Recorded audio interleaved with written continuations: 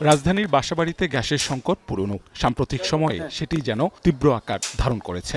মিরপুর, মোহাম্মদপুর সহ রাজধানীর অনেক এলাকায় রান্নাঘরের চুলা এখন প্রায় নিভু নিভু। এতে বাসিন্দাদের রান্না করাই হয়ে পড়েছে কঠিন। এদিকে দিন দিন দীর্ঘ হচ্ছে ফিলিং স্টেশনেও গ্যাস পেতে যানবাহনের সারি। বুধবার সকাল থেকেই তরলীকৃত প্রাকৃতিক গ্যাস সরবরাহের ঘাটতিতে বিপাকে চালকরা। অভিযোগ 6 থেকে 7 ঘন্টা অপেক্ষা করেও মিলছে না কাঙ্ক্ষিত জ্বালানি। সকাল 9টার জন্য চেষ্টা করতেছি যে আমি গ্যাস নেবো।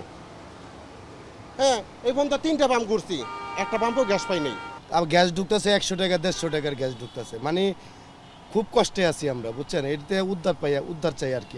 আমরা আসতেছি গ্যাসের জন্য, গ্যাস নাই, 2 বাতি করে গ্যাস দেয়, 1.5 বাতি 2 বাতি গ্যাস দেয়, কিছুক্ষণ পরে আবার আমগা আওয়া লাগে। ফিলিং স্টেশন সংশ্লিষ্টরা বলছেন, তিতাস থেকে গ্যাসের চাপ কমে যাওয়ায় বিঘ্নিত হচ্ছে সরবরাহ।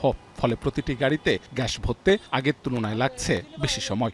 এখানে মেইন লাইনেই আমাদের গ্যাসের প্রেশার কম, যেখানে 10 থেকে 15 প্রেশার থাকার কথা, এখানে আছে 3, 4, 5।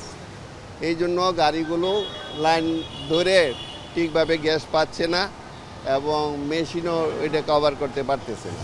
এদিকে সচিবালয়ে এক ব্রিফিংয়ে যুগ্ম সচিব মনির হোসেন চৌধুরী জানান, সম্প্রতি ভাসমান এলএনজি টার্মিনালে কারিগরি ত্রুটি দেখা দেওয়ায় গ্যাসের সাময়িক সমস্যা তৈরি হয়েছে। দেশে 31 দিনের ডিজেল, 36 দিনের অকটেন, 20 দিনের পেট্রোল, 25 দিনের ফার্নেস অয়েল এবং 20 দিনের জেট ফুয়েল মজুত রয়েছে বলেও জানান তিনি। দুটো এফএসআরিওর মধ্যে একটা এফএসআরিওতে একটু যান্ত্রিক ত্রুটি দেখা দিয়েছে। আপনারা জানেন যে যান্ত্রিক ত্রুটি দেখা দিলে তো আসলে কারো কিছু করণীয় থাকে না। আমাদের দুটো এফএসআরিও থেকে আমরা এলএনজি মূলে প্রায় 1000 মিলিয়ন ঘনফুট গ্যাস বা 1100 মিলিয়ন ঘনফুট গ্যাস আমরা পেয়ে থাকি। সেই ডিসরাপশনের কারণেই কিছুটা আপনারা লক্ষ্য করেছেন যে ইয়েগুলোতে সিএনজি স্টেশনগুলোতে একটু লাইন আছে। আগামী 2 থেকে 3 দিনের মধ্যেই গ্যাস সরবরাহ স্বাভাবিক হবে বলেও আশা করেন তিনি।